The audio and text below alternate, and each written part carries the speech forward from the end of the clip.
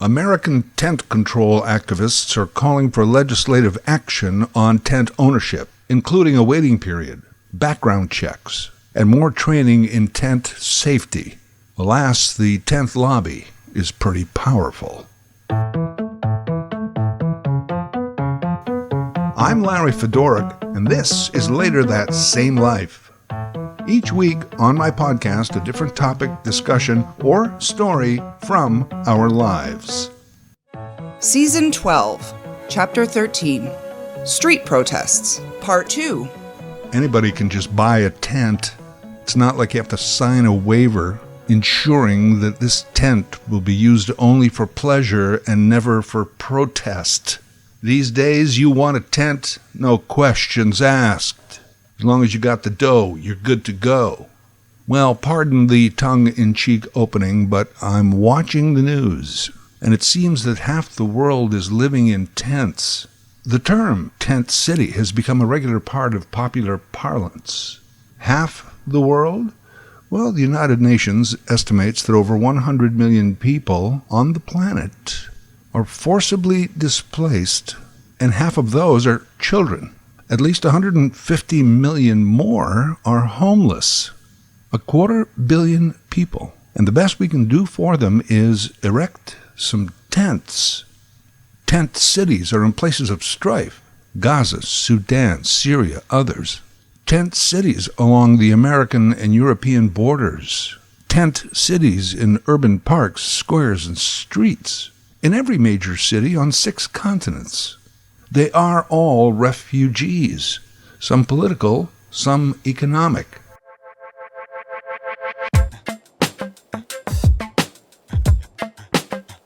And now, over the last few weeks, the tent city is a form of protest. The encampment. People purposely living in tents to make a point. It's a form of street protest.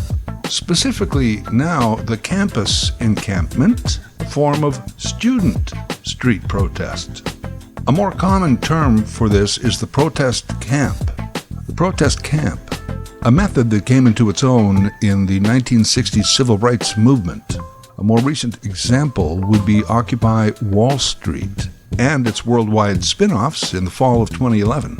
A march, a rally, a parade, that can cause disruption and help bring some attention to a cause. But the encampment, the protest camp, requires a much bigger commitment from the protesters. You can't just go out for the afternoon. You're camping. You are showing that you are there for the long haul. These situations took me back to my podcast of about a year ago, episode 101, called Street Protests, in which I asked, do they still work? Did they ever? Are they effective in bringing about change? Again, episode 101, if you want to go back and listen to the whole thing, but in the meantime, here are some highlights from that discussion. 1. Street protests are our last resort. We've already voted. We emailed our elected representative. We wrote a letter to the editor. We posted on social. Nothing changed. So then we think it's time to show up in person, hopefully in numbers with like-minded people, boots on the ground, signs, megaphones, catchy chanting phrases, and a demand that our voices be heard. 2. Jeff Goodwin, an NYU sociology professor, said about street protests, quote, "The key to success is to make life miserable for powerful people. If you don't do that, you're probably not going to win," unquote. 3. It was Dr. Martin Luther King Jr. who famously noted that the arc of the moral universe is long, but it bends toward justice. And it was comedian Jon Stewart who added, "It doesn't bend by gravity. We have to bend it. And there are people who are trying to bend it back." And 4. Harvard has been studying the effectiveness of street protests that go all the way back to 1900. Effectiveness is measured by the amount of change that resulted as a consequence of the street protest. In the 1990s, the success rate peaked at around 60%. In the 2000s, just under 40%. And so far in the 2020s, 8% success rate. So those are 4 key takeaways from my previous street protest podcast. I think of them now a lot, especially when the occupation by encampment is happening on at least 40 campuses in North America and in dozens of others around the world. The protests began on behalf of Palestinians, calling first for an end to Israel's assault on Gaza, then for the resolution of deeper historical issues involving a Palestinian state. As emotions ran hot, incidents of anti-Semitism arose, both within the protests and elsewhere. This resulted in pro-Israeli demonstrators counter-protesting and clashing on many campuses. And I've heard it all. I'm sure you have too. 2 peoples claim the same Holy Land as their own. Factions within them want it to be exclusively their own. Eventually, a panel of modern-day King Solomon said, well, cut the baby in half, and not quite equal halves. Effectively, Israel, Palestine. Centuries of animosity and mistrust don't fade easily. Israel is accused of overzealous settlements. Palestinians are accused of foregoing the Palestine Liberation Organization and later the Palestinian Authority in favor of Hamas, a governing body whose tactic is terror, recognized as a terrorist organization by most of the Western world. Hamas's brutal attack on October 7th, then an extremely aggressive response, not just by a nation of Jews, but by the extreme right-wing prime minister whose political future rests on the continuation of the war. Does that about cover it? I know, centuries of conflict explained in under a minute can't really be done. I didn't mention generally an unstable Middle East, the roles of Saudi Arabia, Egypt, Iran, and Lebanon, the whole area an anxious mix of kingdoms and theocracies, paramilitary groups bent on destruction. Maybe if they issued terrorist trading cards, it would be easier to distinguish the Hezbollahs from the Hamas, the Al-Qaedas from the Al-Shabaabs, ISIS from ISIL. Collect them all. Trade with your friends. And all of this is steeped in history. But here's something that's relatively new. In the last about 50 years, the number of people living in a country other than the one of their birth has tripled. Not to mention the descendants of diaspora who've been raised to be a certain nationality, ethnicity, and religion regardless of where they live now. Migration and immigration has changed everything. What I'm saying is Jews and Palestinians everywhere. And this means that the war is not some conceptual situation in a far-off land, but a real conflict in our hometowns. Protests on our streets, on our campuses. Some with violence and small battles of their own. A recent survey said 40% of Canadians feel directly affected by the Israeli-Hamas conflict. And I don't want to get bogged down in semantics here. Mind you, I'm not anti-semantic. But really, any world conflict, anywhere, with the pain, suffering, and loss of human life, that should always directly affect us. As is my norm, I listen to all sides, everyone, and perhaps I'm just overwhelmed by the weight of the world. But lately, no one is making any sense. The sheer volume of campus protests, the protest camps, has American media comparing the unrest to the 60s and 70s demonstrations against the Vietnam War. I guess there are parallels. College students protesting a brutal war on the very grounds of higher learning. And were they making life miserable for powerful people? Well, here's the thing about powerful people. Their threshold is far below misery. As soon as they get mildly irritated, they'll send in the police, the National Guard. Today, as in 1968, it didn't take much for authorities to have had enough. Peaceful protest or not, suddenly there they were, people in uniform with shields and helmets and flash grenades, clearing the encampments. And like in 1968, there was a presidential campaign. It was never about who was right and wrong or what side to take. It was always about law and order. Today, the more popular phrase is rule of law.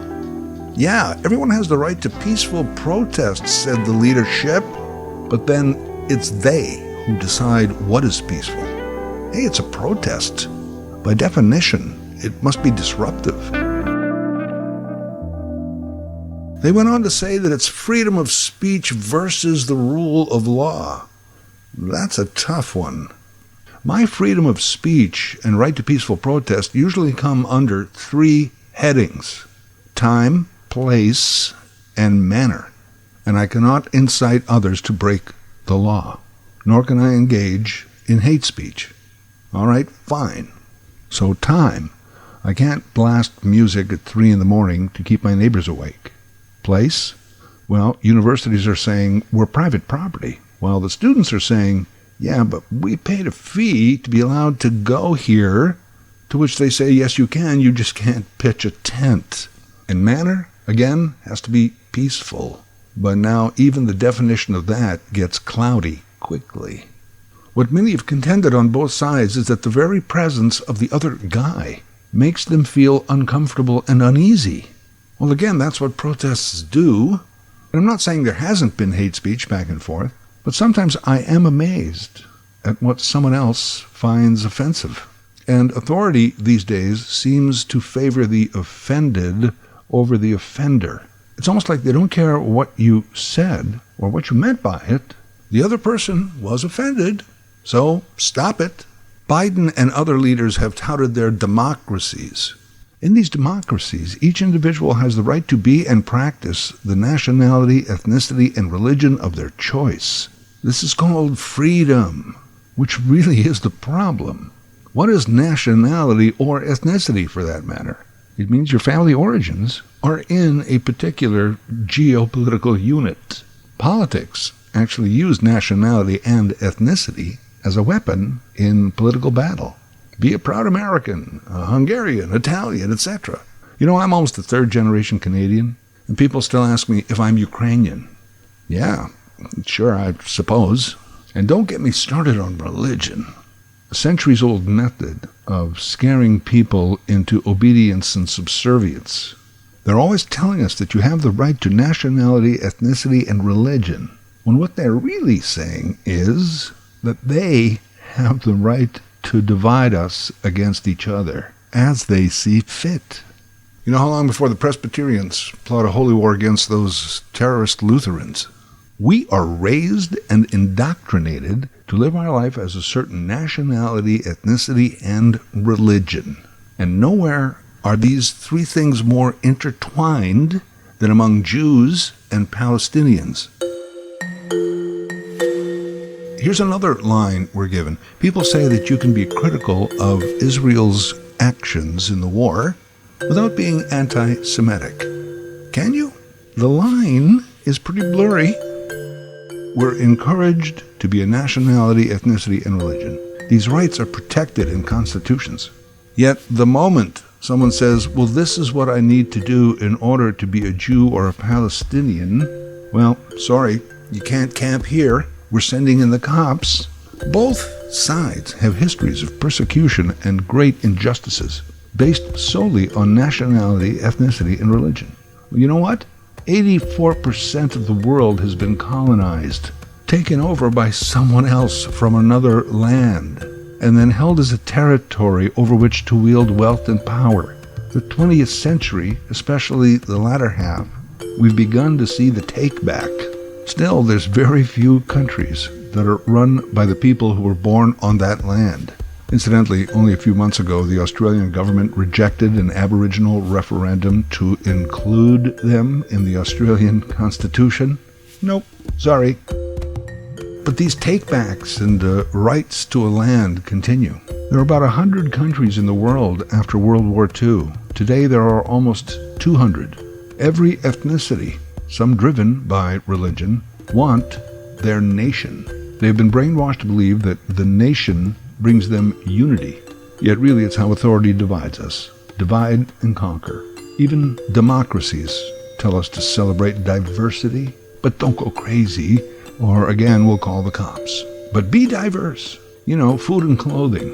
Dumplings and dashikis.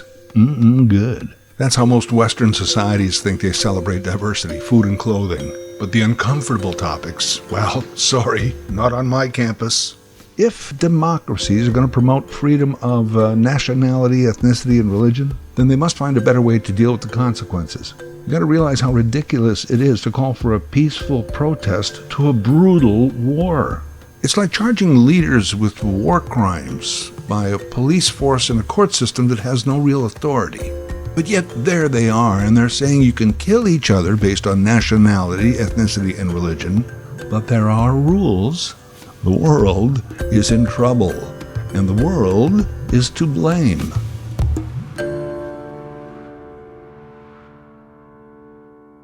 When I first saw students organize on campus, I thought of a bright side.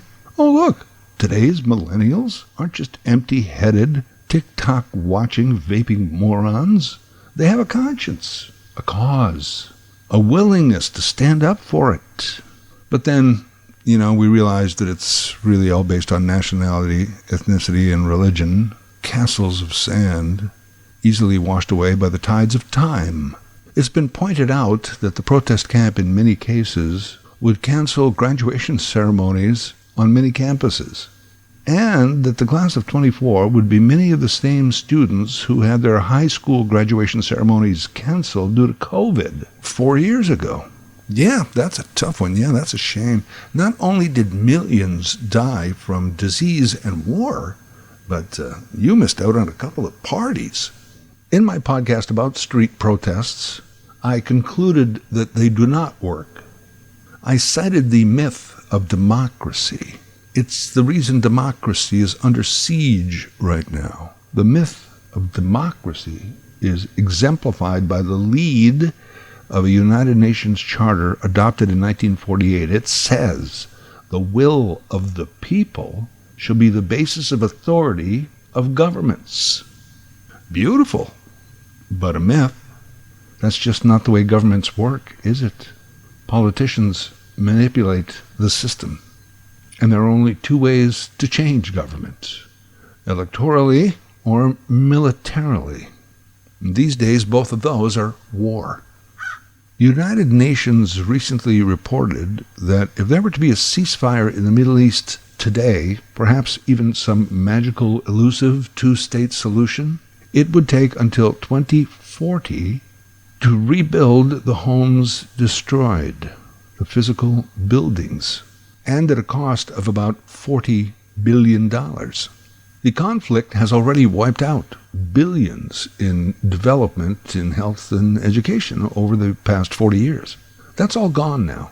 It's the highest number of physical buildings lost in a conflict since World War II, and no redevelopment could even begin until tens and tens of thousands of tons of debris is cleared and disposed of. Debris. It used to be called a home, a school, a neighborhood. Now it's debris. So that if you ever get your state capital will be a tent city. None of this makes sense. I get it. You're trying to bend the arc of the moral universe. Be any nationality, ethnicity, or religion you want until it disrupts our day. Be peaceful during war. You can be offended by atrocity, but don't hurt anyone else's feelings. These are the messages that we keep hearing. And they're being offered as some solutions. Rule of law, peaceful protest, free speech. Sure. And if you think taking to the streets or pitching a tent in a public place will make a difference, 9 times out of 10, it won't.